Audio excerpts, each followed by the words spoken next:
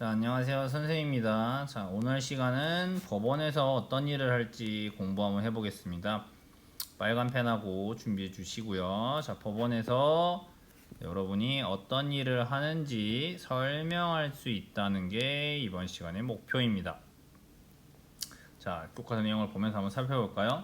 자, 만약에 우리가 살아가는 사람들 사이에서 개인 간의 갈등이 생기죠. 싸움이 생긴다는 뜻이에요. 그러면 이게 나중에 이제 분쟁이라는 말을 하죠. 서로 주장을 하고 서로가 싸우는 거예요. 자, 만약에 A라는 사람이 있고 B라는 사람이 있다.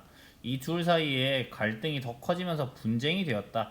이 사람이 서로 자기가 주장하는 것이 있을 것이고 B라는 사람도 본인이 주장하는 것이 있을 거예요. 마찬가지로 주장에 따른 각자의 근거가 있겠죠. 이렇게. 근데 둘이 서로 첫 번째로는 가장 좋은 해결 방법은 뭐냐면 우리가 민주주의에서 배웠죠. 첫 번째로 가장 좋은 방법은 대화를 하고 서로 타협을 하는 것이겠죠. 서로 대화를 하고 타협하고 양보를 해서 결국에 이들이 서로 약속을 정해서 서로 합의를 하면 이 문제는 해결이 될 수가 있어요. 근데 우리 생각을 해볼게요. 뭐 돈이 걸려 있다. 또는 예를 들면 층간소음의 문제야. 윗집은 애들이 있어. 근데 애들이 좀 뛰었긴 했어. 근데 너무 심하게 뛰진 않았다 라고 생각할 수도 있고, 근데 아랫집의 입장에서는 엄청 쿵쾅거리고 밤에도 뛰고 이랬다 라고 주장할 수 있죠. 이런 경우에는 서로 대화와 타협, 양보 이런 걸로 합의를 이루기가 상당히 어렵다라는 것을 생각해 볼 수 있어요. 자, 이럴 때 바로 서로 간에 문제가 생겼을 때 이것을 해결해주는 역할을 하는 것이 바로 법원이 되겠죠. 첫 번째, 그래서 법원이 하는 일은, 자, 법원은 법에 따라서 재판을 하는 곳이다. 자, 여기서 중요한 거는 법에 따라야 된다. 자, 법관은 결국 자기 마음대로 하는 게 아니라 바로 정해진 법, 대한민국의 법을 따라야 된다. 자, 재판의 뜻은 말 그대로 옳고 그름을 따져서 판결하는 일이다 라는 거죠. 반드시 하지만 이 재판이라는 건 뭐에 따라서 이루어져야 된다? 법에 따라 이루어져야 된다. 아무리 잘못된 일이라고 하더라도 만약 법으로 정해져 있는 게 아니라면 판결을 내려서는 안 된다는 뜻이에요. 그렇게 되면 이런 경우가 생기는 거죠. 법이 없다면 아무리 그 사람이 잘못을 해도 문제가 되지 않을 수 있다라는 뜻이 될 것 같아요. 무슨 말인지 알겠죠? 예를 들어 보면 뭐 한 50년 전에 생각해 보면 뭐 1970년대예요. 드론 같은 게 전혀 없을 때야, 그렇지? 근데 이제 만약에 우리가 생각해봐, 드론을 맨 처음에 만들었을 때 드론에 대한 법이 없어. 그러면 법이 없으니까 드론을 아무 데서나 막 날려도 된다는 뜻이잖아요. 그렇죠? 네. 근데 드론을 아무 데나 날리니까 공항 근처에서 막 날려. 그러면 그 사람이 공항 근처에서 드론을 날리는 건 분명 잘못된 행동이잖아. 왜? 비행기에 부딪히면 사람들이 비행기가 추락할 수도 있고 죽을 수도 있는 굉장히 위험한 상황이잖아요. 그러면 이제 이 사람을 처벌을 해야 되는데, 만약에 이런 금지되는 법이 없다라고 하면 그 사람이 분명히 위협되고 잘못된 행동을 한 건 맞지. 하지만 법에 따라 처벌을 해야 되기 때문에 법이 없다면 그 사람은 무죄가 되는 거예요. 무슨 말인지 알겠죠? 그렇기 때문에 법은 이렇게 사회가 변화하면서 계속 새로 만들어서 그 만든 법에 따라서 처벌을 하게 되는 거겠죠. 그러니까 지금은 드론이 많아지면서 이 드론과 관련된 항공안전법 같은 걸 만들어서 공항 근처에서 드론을 날리는 사람을 처벌을 한다. 자, 그러면 공항 근처에서 드론을 날리는 걸 금지시키는 법을 누가 만드는 걸까? 국회가 만드는 거지. 그지? 국회가 만들고 그 국회가 만든 법에 따라서 바로 재판을 하는 것이다. 그렇기 때문에 재판관이라고 해서 무조건 자기 마음대로 판단을 해서는 안 된다. 무조건 법원에서는 이 법에 따른 근거로 판단을 해야 한다. 됐죠? 자, 법원은 재판으로 개인의 억울함을 풀어주고, 그치? 자, 억울한 사람 생길 수 있잖아요. 법원에서는 결국 재판을 한다. 개인의 억울함을 풀어주고, 사람들 사이의 다툼을 해결하고, 그치? 그 다음 또 하나는 범죄를 저질렀어. 법을 어겼어. 그치? 이런 법을 어긴 사람을 결국 처벌하여, 결국 목표는 뭡니까? 우리 사회 질서를 유지하는 것이다. 그쵸? 자, 과거부터 사람들 사이에 엄청난 갈등들이 많았잖아요. 그러면 개인 간의 대화나 타협으로 해결하면 좋지만 솔직히 그게 안 되는 경우가 굉장히 많다. 그렇기 때문에 이 재판을 통해서 사회 질서를 유지하는 역할을 하게 된다. 이렇게 이해해 주시면 될 것 같아요. 오른쪽에 있는 법원 어린이 누리집을 찾아보면 뭐 많은 여러분이 자료도 찾아볼 수 있겠네요. 자, 법원에서 하는 일, 자 보시면 자유, 평등, 정의 이렇게 써져 있죠. 자, 첫 번째 볼게요. 국가나 지방자치단체로부터 피해를 입은 사람의 억울함을 풀어준다. 그치? 국가나 지방자치단체와 같은 일종의 이거를 국가와 행정부라고 봐야겠죠, 여러분. 행정부에서 잘못된 일을 해서 억울함을 입을 수도 있는 거예요. 그래서 땡땡씨가 내린 영업정지 처분을 취소한다. 자, 마찬가지로 그러면 여기서는 땡땡씨라는 지방자치단체가 뭔가 법에 의해서 A라는 가게에 대해서 말 그대로 영업정지를 처분한 거죠. 행정 절차를 한 거예요. 영업정지 비읍이죠. 자, 근데 이걸 적용하는 과정에서 무엇인가 문제가 되었다, 잘못 적용했다 라는 경우에는 자, 재판을 통해서 이렇게 영업정지 처분을 취소하게 된다. 국가가 잘하거나 잘못한 것을 이렇게 판단해주는 역할을 할 수도 있다라는 것입니다. 자, 그래서 이거를 뭐라고 부르냐면 바로 이 재판은 행정재판이라고 이야기를 해요. 자, 재판의 종류도 알아두면 좋을 것 같아요. 행정재판, 말 그대로 국가가 한 행정이 잘못되었는지 옳은 것인지를 판단하는 것이죠. 예를 들면 지금 이런 걸 하고 있겠죠. 지금 의사 선생님들 수가 부족하다. 그래서 각 의대의 숫자를 막 늘리는 이런 행정을 국가가 막 정책으로 하고 있잖아요. 그러면 이것이 과연 옳은 것이냐 그른 것이냐 이거를 판단해 주는 것은 바로 행정재판이 되는 겁니다. 그 의사 선생님 수를 늘리는 것이 맞느냐 틀리냐. 의사 단체에서는 의사 수를 너무 많이 늘리고 있고 계획되지 않은 상태로 진행을 하고 있다라고 재판을 요구했을 것이고, 정부 입장에서는 의사 선생님이 너무 부족해서 문제가 많다라고 하면서 우리는 이런 것들을 의사 선생님 숫자를 늘리게, 의대 정원을 늘리겠다, 이런 것을 하고 있다. 마찬가지로 둘이 의견이 다르잖아요. 그래서 이것을 재판하는 건 행정재판이라고 부릅니다. 여러분이 아마 행정재판을 가장 잘 모르는 경우가 많을 거예요. 자, 그러면 가장 많이 여러분이 알고 있는 재판 중에 뭐 드라마 우영우도 있고 변호사가 나오는 재판들이 굉장히 많죠. 자, 그럼 첫 번째로 여러분이 가장 뭐 많이 봤던 재판 중에 하나는 결국 이런 민사재판일 거예요. 민사재판. 자, 민사재판은 말 그대로 어떤 것이냐면 개인 간의 분쟁을 해결하는 재판이 바로 민사재판이 되는 거예요. 무슨 말인지 알겠죠? 자, 빌린 돈 100만 원을 다 갚을 때까지 이자를 지급하세요 라고 지금 판사님이 판결을 했죠. 자, 그렇게 해서 이 사람들 사이의 다툼, 즉 개인 간의 다툼을 해결하는 장면이 나오고 있는 것입니다. 자, 그러면 이 민사재판은 보통 어떤 구조로 이루어지냐면, 자, 예를 들면 이 상황에서는 이 사람이 재판을 요구했겠죠.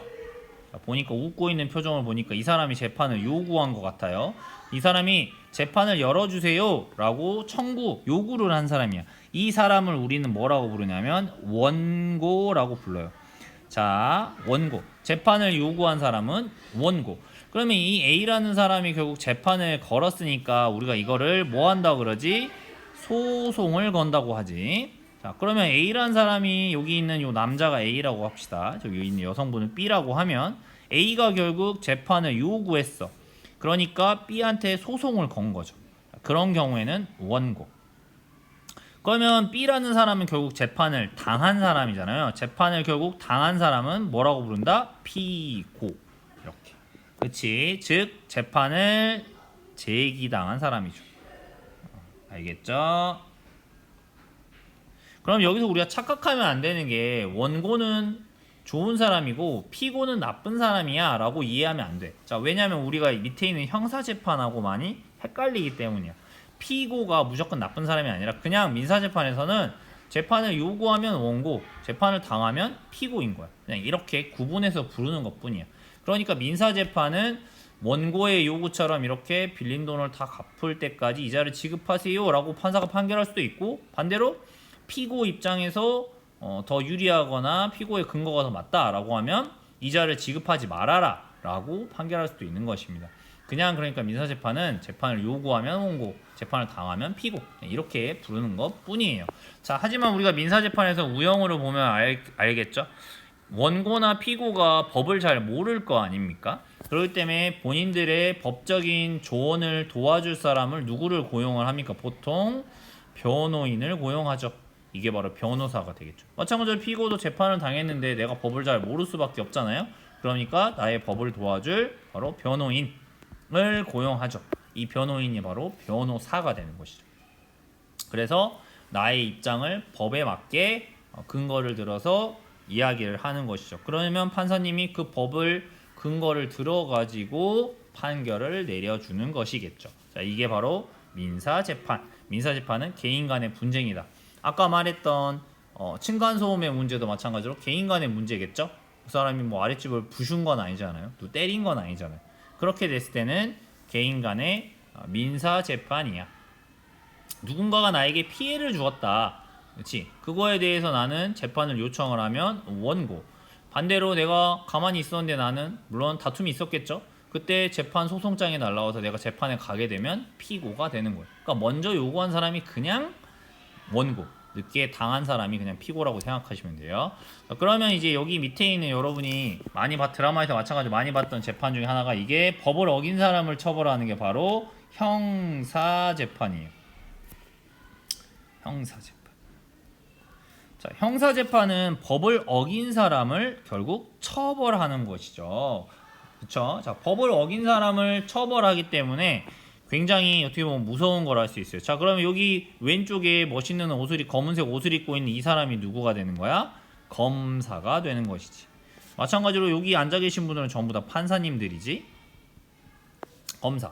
그 다음에 내가 만약 죄를 지었어. 누군가를 때린 거잖아. 폭행 사실이 인정돼요. 누군가를 때렸어. 그러면 이 사람은 뭐라고 불러? 마찬가지로 피고라고 부르는 것이야. 그래서 여러분이 이게 많이 헷갈리는 거야. 알겠죠? 이 사람이 바로 누군가 범죄를 저질렀을 거라고 생각되는 형사재판에서 피고인. 형사재판에서 피고인은 어쨌든 검사가 이렇게 된 거야. 이 A라는 사람이 누군가를 때린 거지. 폭행을 때린 거야. 그치? 그러면 검사가 그거에 대해서 죄가 있는지에 대해서 첫 번째로는 뭐야? 조사를 해야겠지. 그래서 이 사람이 만약에 죄가 있다 라고 판단이 되면 바로 기소. 즉 이 사람은 뭐가 있을 것 같다? 유죄를 예상한다. 유죄가 있다. 죄가 있다 라는 뜻이에요. 이걸 기소라고 합니다. 그러면 예상이라고 선생님이 했잖아요. 그거는 결국 판사님이 최종적으로 이 사람은 죄가 있어 라고 판단해야 피고인은 죄가 있는 거예요. 그러니까 징역 1년을 선고했다. 결국 판사가 기소한 것이 인정이 됐고 판사님이 결국 이 사람이 폭행을 굉장히 심하게 했나 봐요. 그래서 감옥을 보내는 거죠. 굉장히 감옥 1년이면 굉장히 센 처벌이라고 할 수 있겠어요. 됐죠? 자, 이게 바로 형사재판에서 검사가 하는 일입니다. 됐죠? 마찬가지로 아까 유죄를 예상했다고 했기 때문에 만약에 이 유죄인 것이 증명되거나 근거가 부족하면 판사님이 무죄를 내릴 수도 있는 것이겠죠. 됐죠? 마찬가지로 피고인 역시 법을 잘 모르기 때문에 이 사람도 마찬가지로 누구를 고용해서 자기 입장을 대변한다? 변호인을 고용해서 자기가 죄가 없음을 또는 징역 1년이라고 하는데 이게 너무 많잖아. 그지? 이걸 최대한 낮게 받으면 좋은 거잖아. 그러니까 변호인은 때로 무죄만 주장하는 게 아니라 징역 1년을 받을 수 있는 사건을 징역 3개월, 6개월만 받게 노력을 하는 사람이 변호인이다 라고 이해하시면 돼요. 자, 변호인이라 해서 무조건 무죄만 주장하는 것은 아니라는 거 생각해 볼 수 있겠어요. 자, 이렇게 해서 재판의 종류에 대해서 알아봤어요. 자, 이렇게 다양한 재판이 있으니까 판사님들도 굉장히 법을 잘 알고 여러 가지 상황들을 잘 알아야 되겠죠. 그렇죠? 자, 그러면 다시 넘겨서 보겠습니다. 법관이 하는 일. 법원은 당연히 공정하게 재판을 해야겠죠. 법원은 공정하게 재판을 해야 한다. 이를 위해서 우리나라 헌법에 보장이 돼 있다. 바로 법원은 외부의 영향을 받지 않는다. 그렇지. 자, 대통령이 불러가지고 법원에 이렇게 판결하세요, 저렇게 판결하세요라고 할 수 없다는 얘기예요. 그렇죠? 돈 많은 사람이 와가지고 이렇게 판결해라, 저렇게 판결해라 안 된다. 외부의 영향을 받지 않는다. 그래야 공정할 거 아니에요. 그다음 법관이라는 사람은 뭐에 따라서 헌법과 법률에 따라서 독립적으로 재판을 해야 된다. 자, 여기서 법관이라는 사람은 결국 대법원, 법원에서 일하는 대법원장, 대법관, 판사 이런 분들을 법관이라고 부른다. 그리고 특정한 경우를 제외한 모든 재판의 결과와 과정을 공개한다. 특정한 경우를 제외하고 국가 뭐 안보와 관련돼 있거나 이런 것들은 제외를 시키겠죠. 하지만 모든 재판 과정은 결국 국민에게 공개해야 해.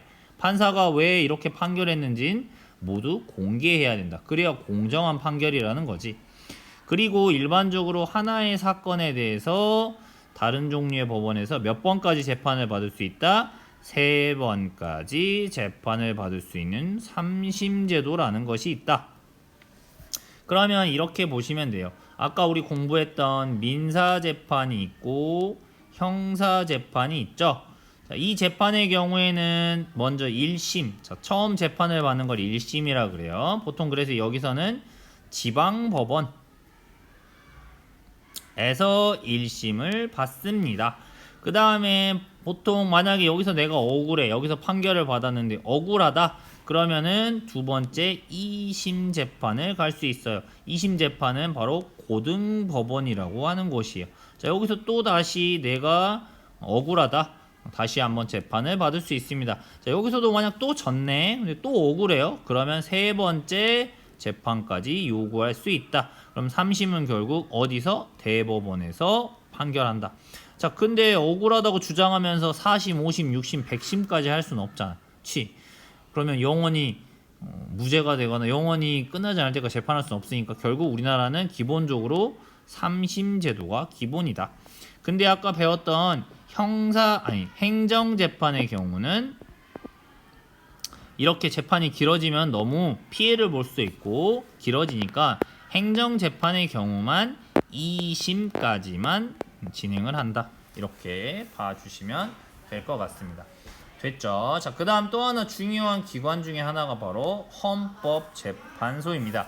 자, 법원 중에서도 아주 헌법재판소라고 하는 아주 중요한 곳이 있어요. 자, 우리나라의 모든 법은 뭘 기준으로 만들어지는 거야? 이 헌법입니다. 자, 그래서 헌법재판소는 말 그대로 헌법을 기준으로 분쟁을 해결하는 특별한 재판소이다. 그래서 바로 이름도 무슨 재판소야? 헌법재판소. 자, 즉 법률이나 이런 것들이 헌법에 맞는 것이냐라는 거죠. 자, 재판의 전제가 된 법률이라는 것이 헌법에 어긋났는지를 심판한다. 즉 법이 만약 헌법에 어긋나게 되면 그 법은 무효가 되는 것입니다. 이해가 됐나요?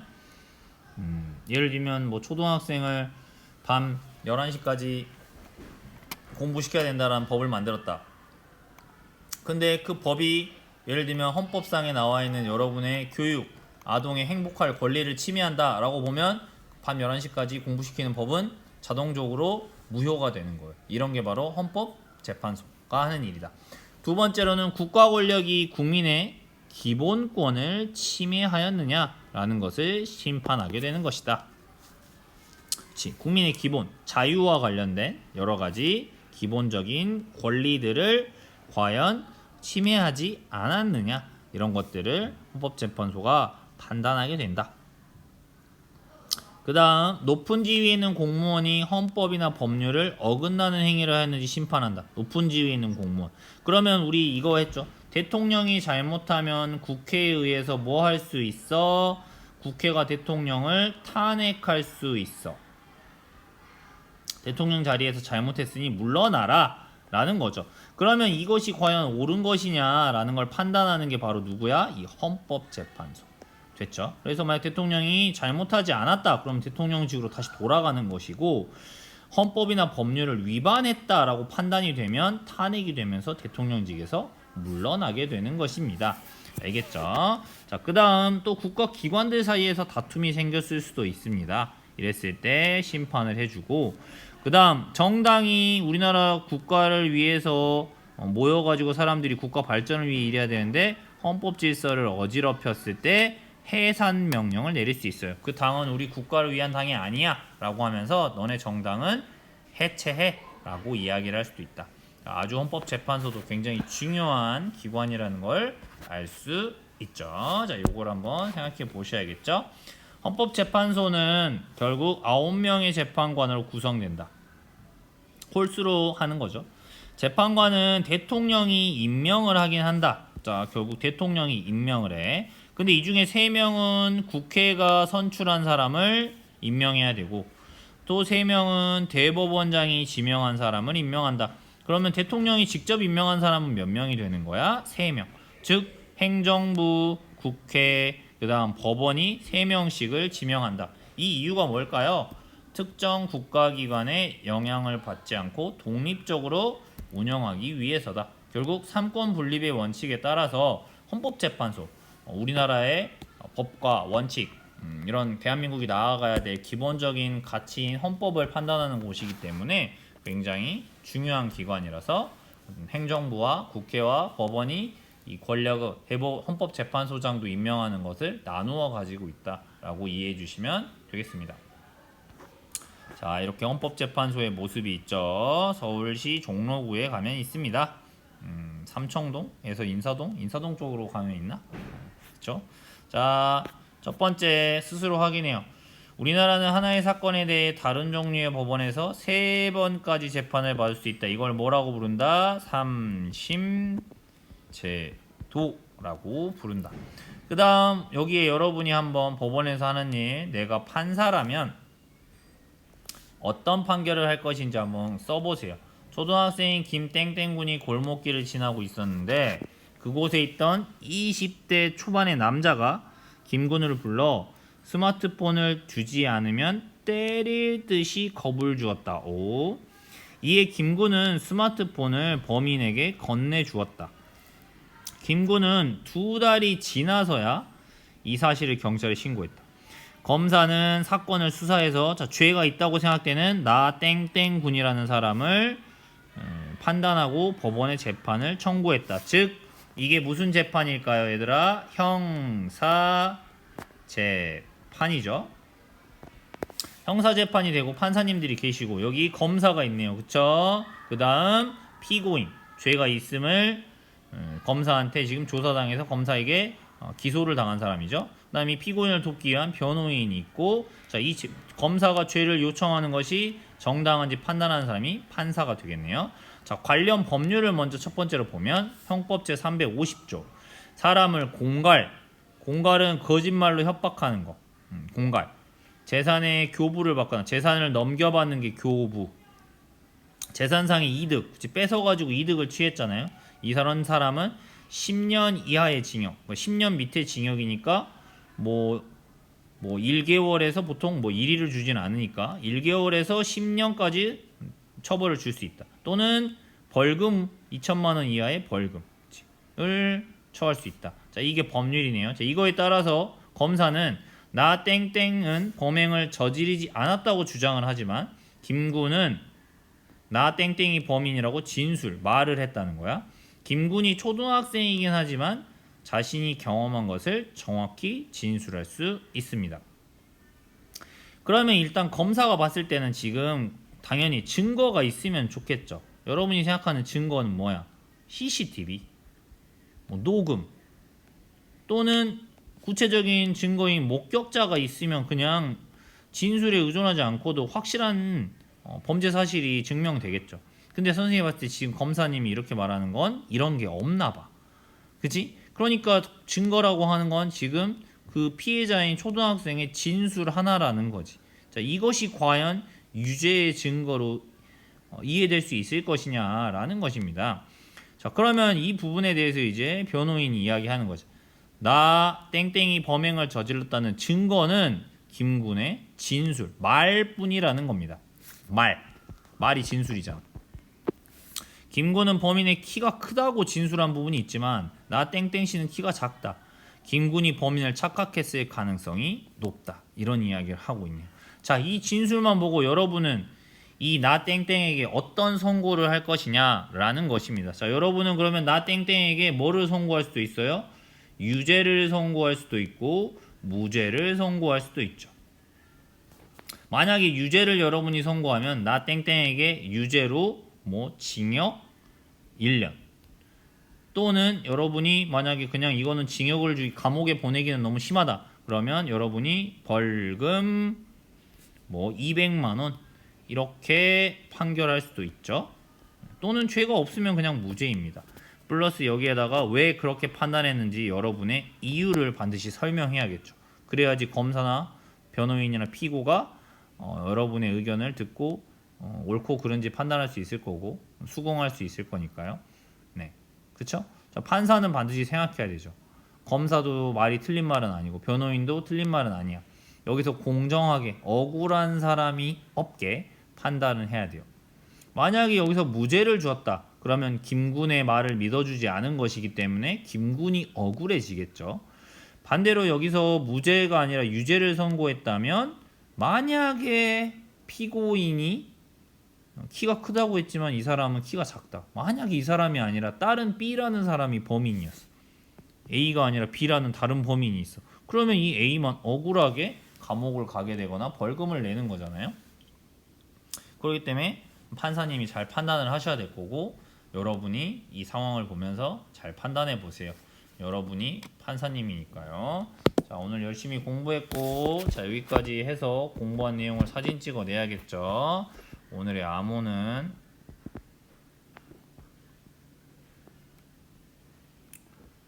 재판 드라마였던 우영우 암호로 하겠습니다.